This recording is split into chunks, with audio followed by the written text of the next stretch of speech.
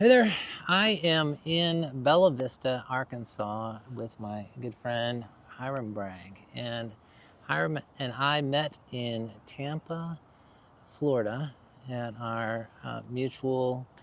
If you watch these, you'll know that there's a connection with most of the people that I'm interviewing, and that is Dr. Myron Golden, who is an amazing business mentor. And I can't say enough wonderful things about him, and we've both benefited a lot from what he has to share. But Hiram Absolutely.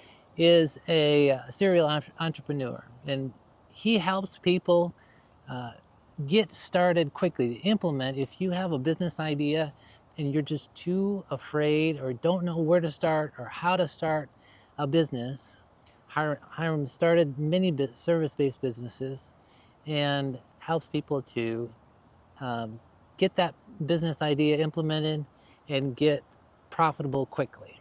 So I'm going to have him share a little bit about his story and how he helps people in this journey. Well, it's kind of a long story, but I'll make it short. Okay. I was born and raised in Senegal, West Africa. Spent a big part of my life, grew up there. Came back to the United States, went to college out in Tennessee, Okay. and which is, of course, where I met my wife. Okay. And we went back to Africa, did some missionary work, and then God brought us back stateside.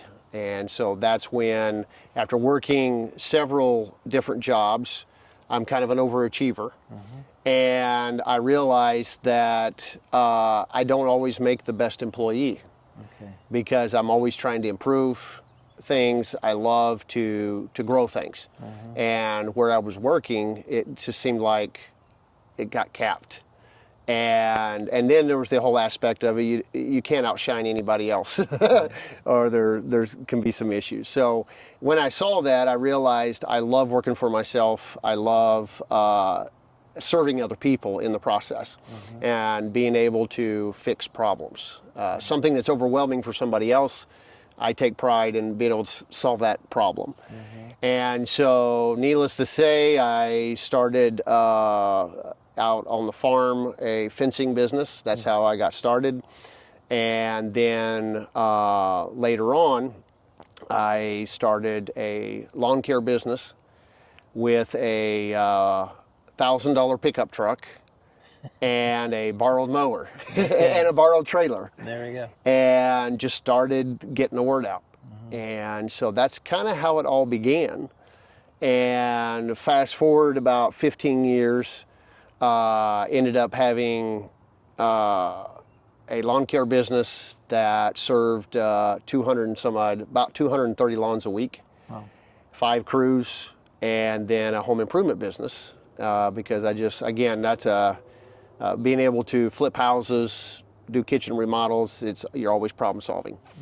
And So that's your area of expertise. You Yeah. would say that service-based businesses. You've done painting, lawn care, Yep. Contracting. plumbing, electrical. Okay. Yeah. Okay. So you really have a heart for that, an understanding of those industries, and probably you would say your ideal client would be someone who's pursuing that kind of Yes. career. Okay, that's helpful. They have a gift in that area. They love to serve people, but sometimes they just don't know, one, how to get started, or two, they've been in it, but they're not profitable. And it's like they have to work 7 days a week to make it, and they're exhausted. So Hiram and I just had breakfast together, and he shared with me how essentially he and his wife gave up everything, moved out of this. Would you call this the Midwest, the Arkansas, Yeah, Missouri? we were in Missouri. Yep. Out of Missouri originally, right?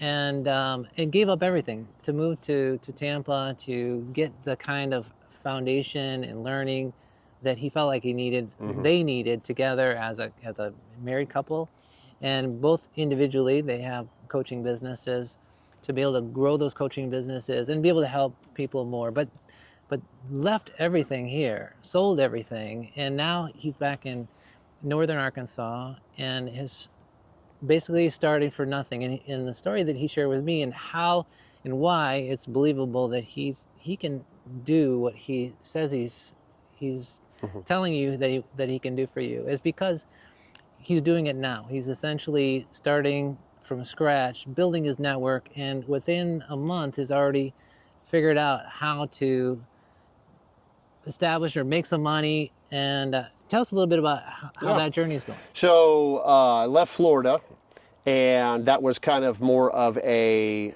time where I was trying to get all the foundation for growing the business even more, and being able to reach people that want to grow their business.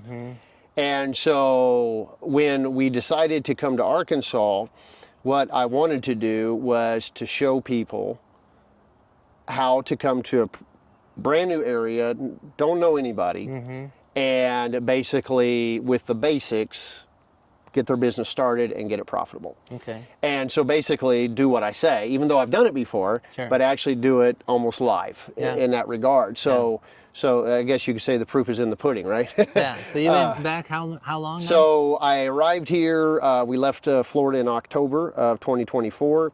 I say this up front, what I did to get to know the area, I Ubered. And it pays for my market research. I found out what people were needing, and it was in my field. And one of the biggest things that I've learned over the years is in building a service-based business, if you will communicate to your customer and you will call them and follow up, you will have all the work you can possibly have. Because so many contractors are horrible at that. Okay. And so that's a good tip. First thing I did was, one, you don't have to have a website, you don't have to have all the advertising. So I made the cheapest business cards and pretty much had painting on there, because that was the area I thought, well, I don't have to have many tools. Right. And so I started, even as I was Ubering, getting my cards out. And then the second thing I did was literally contacted everybody I possibly knew within the area that might know people, and all my social media, got that out, started posting about it. Which didn't cost anything. Okay. And the most expensive thing I bought was a nice clean work van that I could work out of, put my tools in. I paid $3,250 for it. $3,250, meaning 3,250. That's right. It has 417,000 miles on it, but it was super clean, well taken care of. I put $1,000 in it, and I set up my bank account. That was the second week of November. Okay.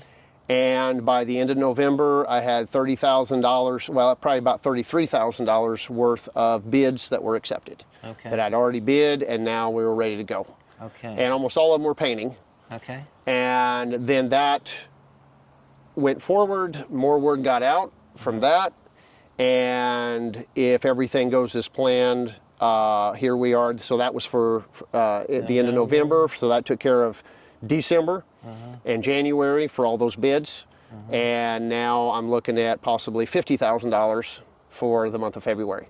Wow. And so...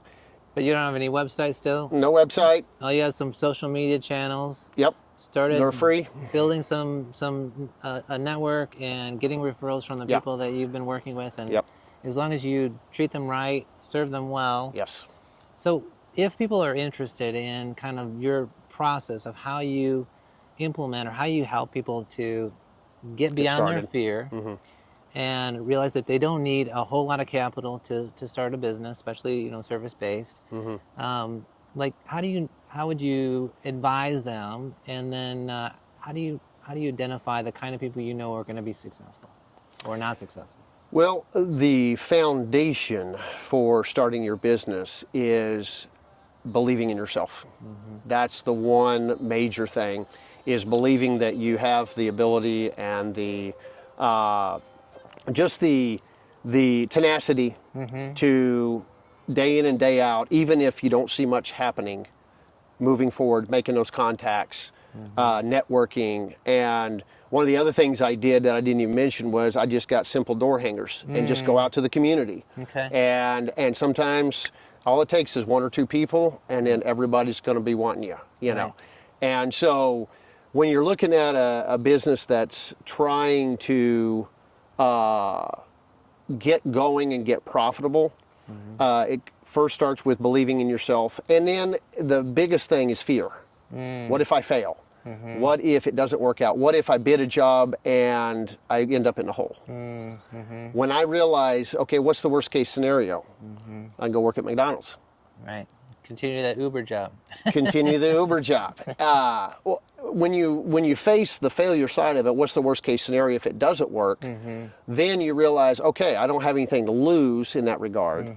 So, and I know my ability, I can work myself back up, even if I lose everything. And if you get past that fear, then the world just opens up to you. And then you're no longer worried about worst case scenario. You're not looking at the failure, you're looking at the possibilities. And then that's when you realize how much opportunity is in front of you. And a lot of guys get caught up in, well, there's 150 other painters in town. But the question is, are they like you? Right. Do they show up? Do they do it quick? Do they do a professional job? Do they communicate? You know, so there's 100 different lawn care businesses. There's 100 different HVAC. But what sets you apart? And when you identify that and you find out what your client is looking for, what I found in 20 years of experience is, 1, they want honesty, 2, communication, and 3, getting the job done when you say. And if you do those 3 things, I promise you, when I had 5 crews and was full-fledged, had almost 20 guys, I could have had 5 more crews and not kept up. Right. And that was in the past, and it's like, there's so much opportunity. People are looking for somebody they can trust. And back then, I never advertised. It was all by referral. You get these people, and here's what I always tell guys, is if you do the job and do it right, do what you say. So under promise and over deliver. They will refer you and recommend everybody that's in their group. And then you can come up and say, hey, I've got an open spot here. I don't have any work. Do you know of anybody, or do you have anything you need done? And I promise you, they're going to be like, please. Right. Yeah. Right. Now you mentioned during breakfast that there is this attitude of service that really sets a lot of the service providing. What are we calling them? The people in the service industry. People in the service industry oftentimes forget the service part of the service industry. And service, how would you define what really good service is? I mean, aside from the things you mentioned, where, of course, keeping your word, being on time, finishing the job, like you said you're going to be, or would you do, the larger idea of what it means to serve people well, how would you define that? I think the biggest thing is caring about what they care about. Because sometimes we get so, and I tend to get this way because I get excited because I see how to fix the problem, how fast I can fix it, the money that I can make, and I forget to ask the right questions. What is it they desire in this?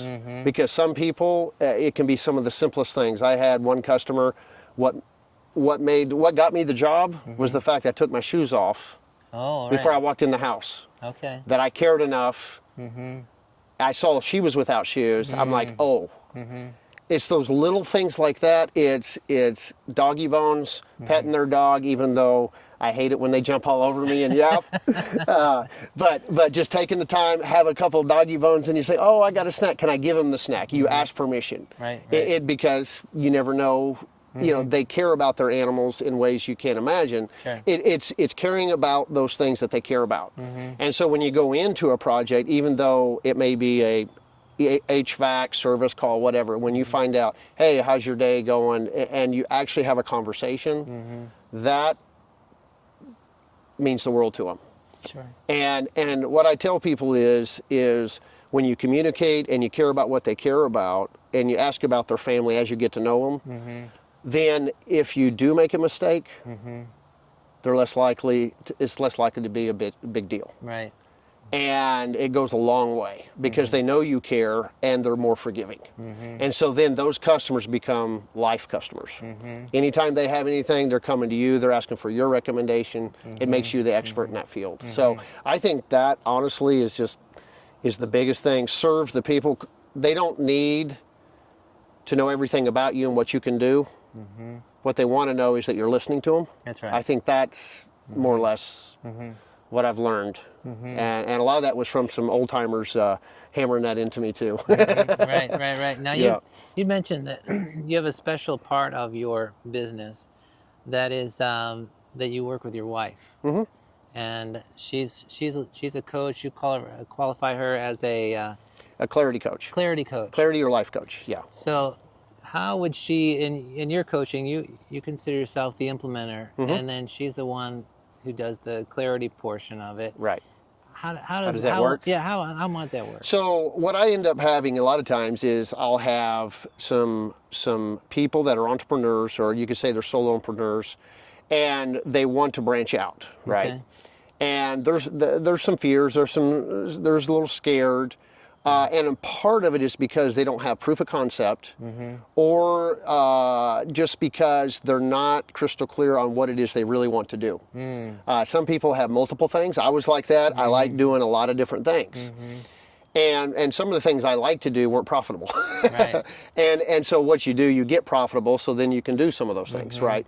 But so where I come in is when I see those people, it's like they're at a stage where if I come in to get them motivated and implement, then we could be implementing the wrong thing in the wrong direction. Right. So what I do is I send them to my wife, who's a clarity coach, in that sense of figuring out what it is they really are passionate about, what they want to do, what it is it that they're trying to build. Are they trying to build something that benefits their family?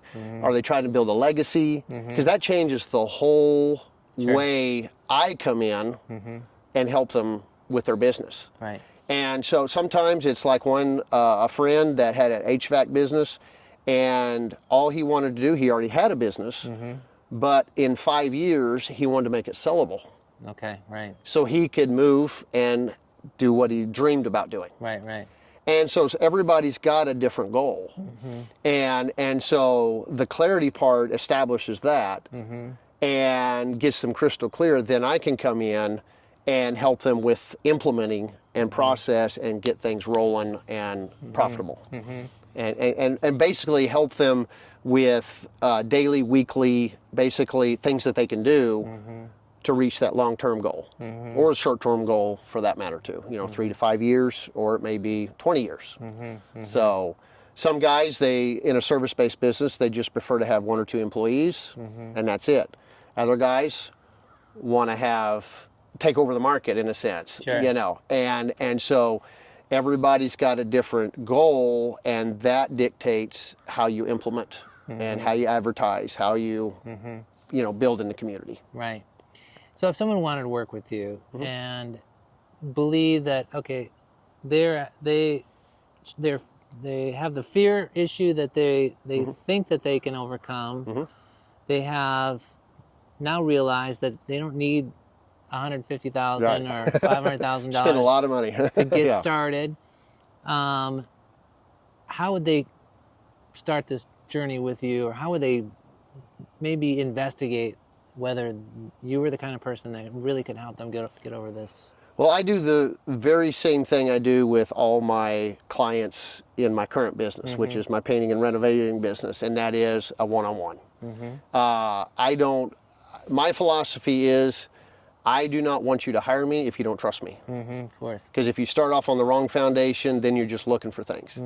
And so it's more or less getting to know me and me getting to know you to make sure we're a right fit. Because like I said, if we're at a different stage, I may not be the best fit for you. Right. And then there's the aspect of, once we've gone past that, then it's your willingness to be able to invest in yourself. Because it always comes down to the money at the end. Right. And the sad part is, it shouldn't be about the money, it should be about where you're wanting to go and doing what it takes to get there. That's right. And so when I had that issue in my life, and I felt horrible about buying a membership at a gym and getting a coach. Right. And then what I found was, and I'll be honest with you, I didn't have the money, and I put it on my credit card. Okay. And I'm not for debt and all that. There's a place for it. But what I found was, when I made that commitment and that investment in myself, I put the work in, In 60 days, I'd lost 40 pounds. Wow. My self-confidence was through the roof. Of course. My business doubled that year. I mean, it just like, it's a mindset thing. But I had to make that step where I was willing to spend what it took to fix me. Right. And to get where I needed to be.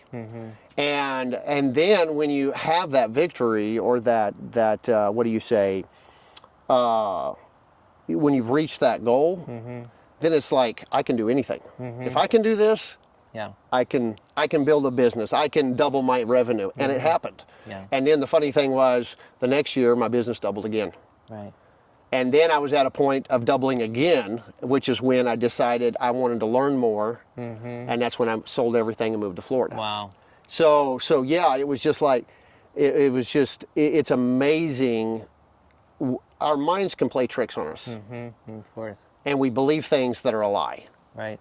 And when we have those victories in our life, and one of I think we talked about it, was one of the foundations is health. Because I got to the point, my marriage wasn't so good. I was too tired. I was always, working. And when I changed that, lost the weight, I went to a 4-day work week, had the weekends off. Everybody was like, how do you get so much done in 4 days and actually and you're running 5 crews, doing 230 lawns, doing home improvement. And it was all because of that mindset change when I started exercising. And my energy level went up. I was eating right. I mean, it's amazing, the change. So that's what I do with my customer is when they come to me and they have that motivation, is steer it in the right direction. I also help them even with exercise and things like that too, because that all plays a part. Yeah, mind, body, spirit. You gotta and your marriage will improve, your relationships will improve. I mean, and you'll have more time to do the things you want. But in our minds, at the very beginning, I convinced myself I have to work 7 days a week to get where I want to go. You can't do that. No. Right. Nobody can. Right. Yeah. So I don't know if you caught that, but there's an investment that we all need to make in ourselves, because there are obstacles that are keeping us from where we are to where we want to be. And Hiram, thank you so much for explaining or helping us to understand that there are people that, and I believe, and I know Hiram would agree with me, that God brings into our lives that helps us to overcome the obstacles that are keeping us from living the full life that I believe God wants us to live. So if people wanted to contact you, I know you're on LinkedIn. Is there LinkedIn, Facebook, Instagram, Hiram Bragg. They look up. Hiram. Yeah, and soon I'll have a business channel as well, Bragworthy Painting and Renovation. Bragworthy Painting and Renovation. I like them. That's good. Yeah. Can I add one thing that it just dawned on me? Is, when the Bible talks about one of the greatest commands, love your neighbor, we focus on that. And I'm not one of these gooey, love yourself type people, but the Bible does say you love your neighbor as yourself. Right. And what I found in my life, I'm an ordained minister. I serve in the church, I love ministry, and I did that on top of my business. And what I thought what I found out was, when I love the person that God made me, and what He's put in, I realized that He is bigger than any of my situations and my struggles, my fears, and I capitalize on that, then I'm able to help my neighbor and love my neighbor. But if what I found in my life was I was trying to love my neighbor and I was empty. And so my effect was, my marriage was, and so I just want to say that when I realized that, if you don't take care of the body and the mind that God's given you, you're not going to be able to help other people and serve other people. And when I realized that, that's when everything started to change. So, yeah, so it's awesome. And I'm not a mindset person or whatever, but I'm telling you, made a big difference. Yeah. Well, we learned that Hiram's married to an amazing woman. Her name is April Bragg, and she's a clarity coach. And I am hoping to be able to do an interview with her this week while I'm up here. in Bella Vista, Arkansas, to be able to introduce you to her as well and get some of her thoughts and help you on your journey. So thanks for joining us. Thank you, Thank Hiram, you. for being a part of this. Appreciate the opportunity, and hopefully it was a blessing to someone. And Absolutely. yeah.